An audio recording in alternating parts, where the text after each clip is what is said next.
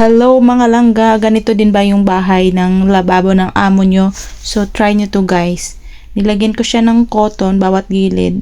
Binrush ko na kasi yan guys, ayaw talaga matanggal. Yung nasa rubber yan, ayaw niya matanggal. So nilagyan ko siya ng cotton, tapos yung cotton nilagyan ko ng bleach.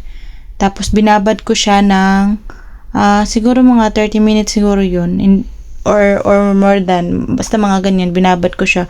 So ayan na yung kaibahan niya guys after binabad.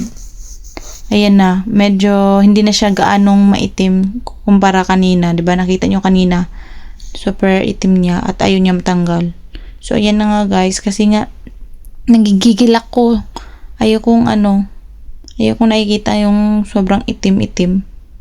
Kaya yan ang ginawa ko, at na ano ko din yan doon sa dati kong amo. Tinuro niya sa akin na yan daw ang gagawin. So mag-ingat lang kayo sa paglagay kasi syempre pag yung damit nyo ay masagi din sa sa bleach, mag-iba din yung color yung damit nyo. So yun lang guys.